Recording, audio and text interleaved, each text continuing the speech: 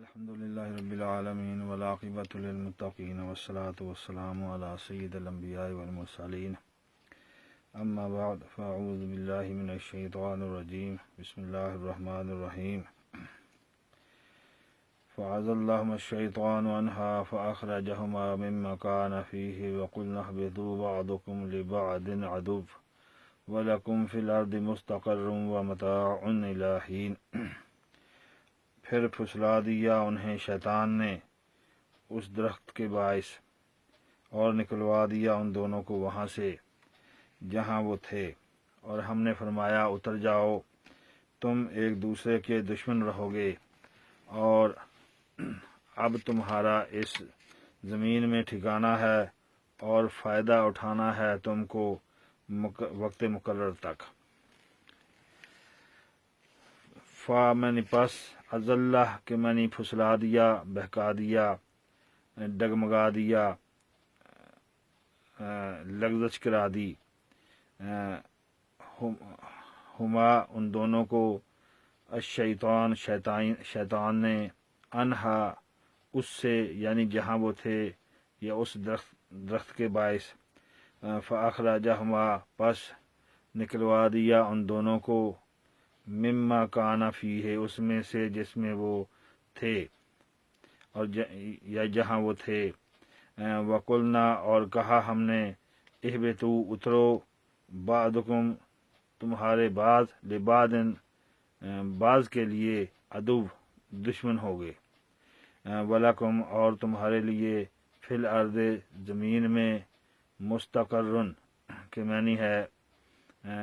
ٹھکانہ، قرار پکڑنا، رہنا، استقرار، اور متاعن معنی زندگی گزارنے کی چیزیں، مال و متاع، سامان زندگی، فائدہ مندی، الا معنی تک، ہین کے معنی ہے وقت، زمانہ، یعنی تم کو زمین میں اترنا ہے اور ایک وقت تک وہاں کی نعمتوں سے فائدہ اٹھانا ہے۔ اب یہاں اس آیہ مبارکہ میں اللہ جل شانہ نے پچھلی آیہ میں جو حضرت آدم علیہ السلام کے متعلق ارشاد ہوا تھا، فتکون من الظالمین، کہ تم اگر اس درخت کے پاس گئے تو پس ہو جاؤ گے تم ظالموں میں سے، اس کی وضاحت فرما دی ہے کہ یہ ان سے لغزش، غلطی، بھول چوک نہیں ہوئی تھی، بلکہ ان کو بہکا دیا تھا۔ کس نے؟ ان کے دشمن نے، شیطان، جو کہ حضرت آدم علیہ السلام کے خلیفہ بنانے کے وقت جب فرشتوں نے ان کے علم کو جانا، ان کی معلومات کا اندازہ ہوا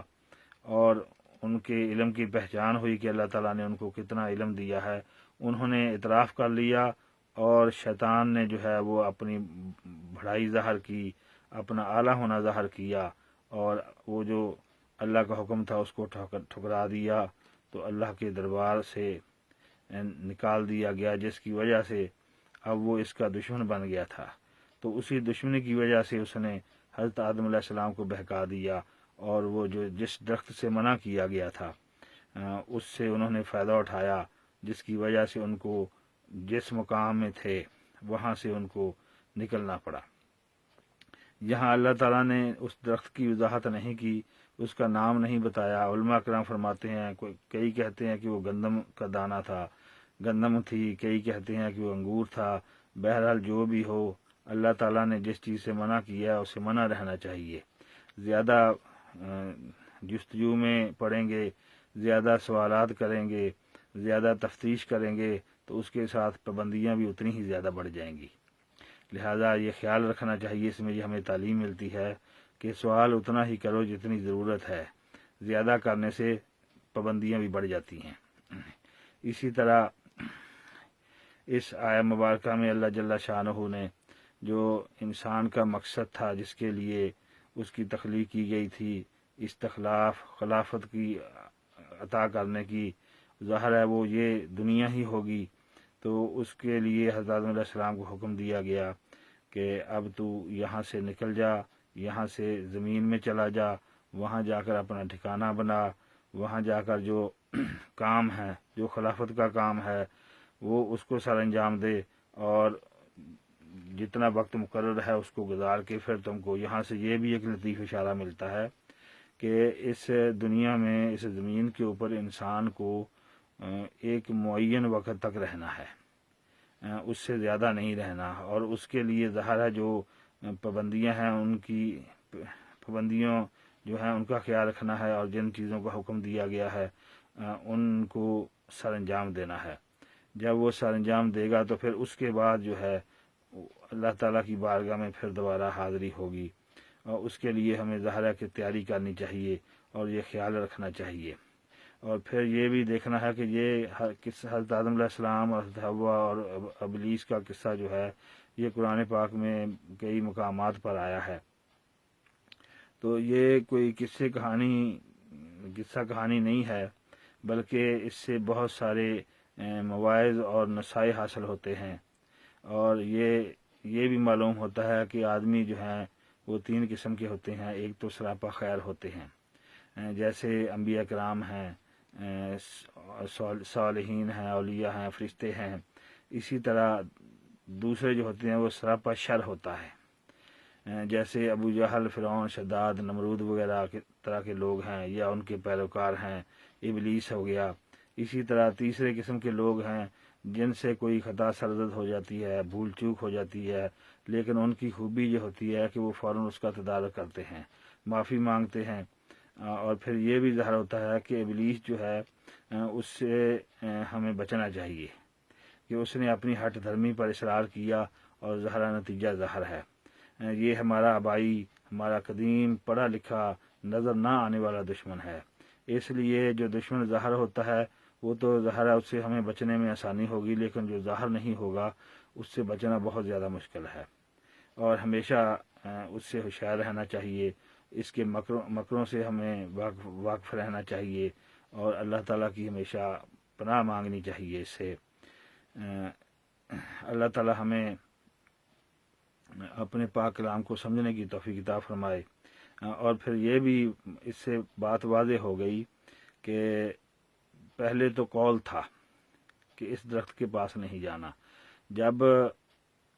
اس کے اوپر حضرت آدم علیہ السلام نے اس کو چکھ لیا، اس کو کھا لیا، تو اس کا جو ہے وہ کہہ لیں کہ پریکٹیکل، یعنی کہ قول کا جو ہے اس کا پھر وہ متعین ہو گیا۔ ظاہر ہے پھر جب صورتحال متعین ہو جائے، راستہ متعین ہو جائے، تو پھر اس کے ساتھ جو ہے وہ پابندیاں یا جزا سزا کا معاملہ بھی شروع ہو جاتا ہے۔ تو جس چیز سے منع رہنا حق ہے، ساتھ ہی پھر یہ ہے کہ اس کے اوپر ہمیں عمل کرنا چاہیے، اور جس چیز سے روکا گیا ہے اس سے رکنا چاہیے، یہی ہماری زندگی کا مقصد ہے۔ اور اگر ہم غور سے دیکھیں تو ہمارے اس دین کے اندر جو ہماری پرسنل، یعنی کسی شخص کی جو عبادات ہیں، نماز، روزہ، یا حج ہو گیا، زکوٰۃ ہو گئی، یا ہمارے ذکر اذکار ہو گئے، جو ہم پرسنلی کرتے ہیں، ذاتی طور پہ کرتے ہیں، ان کا حصہ دین میں کوئی زیادہ بڑا نہیں ہے، وہ 20 یا 25% ہوگا، لیکن جو مجموعی ہمارے جماعت کے، ہمارے معاشرے کے، پوری کمیونٹی کے اعمال ہیں، جیسے اخلاق ہو گیا، لین دین ہو گیا، معاملات ہو گئے، یہ سب تقریباً ملا کے 75-80% تک بنتے ہیں۔ تو اگر ہم غور کریں تو ہماری زندگی کا ہر لمحہ جو ہے، چاہے وہ معاملات ہوں، لین دین ہو، اٹھنا بیٹھنا ہو، تعلق داری ہو، یا نماز روزہ ہو، ذکر اذکار ہو، تو یہ سارے عبادت ہی ہیں۔ ان سب کے اوپر اللہ جل شانہ کی طرف سے ہمیں اجر ملے گا اگر ہم اس کے حکام کے تحت ان کو ادا کریں گے۔ تو یہ خیال نہیں کرنا چاہیے کہ ہم بزنس کر رہے ہیں، تجارت کر رہے ہیں، دکانداری کر رہے ہیں تو اس کا دین سے کوئی تعلق نہیں ہے، بلکہ ایک مومن مسلمان کا، صاحب ایمان کا ہر لمحہ سونے سے لے کر جاگنے تک اور جاگنے سے لے کر سونے تک جو ہے وہ عبادت کے اندر ہی گزرتا ہے، اگر وہ کام جو بھی ہم کر رہے ہیں وہ اطاعت الہی، اللہ تعالیٰ کے حکم کے مطابق ان کو سر انجام دیا جائے۔ اللہ تعالی ہمیں عمل کی توفیق عطا فرمائے اور شیطان کے مکر و فریب سے ہمیں بچنے کی توفیق عطا فرمائے۔ صدق اللہ العظیم۔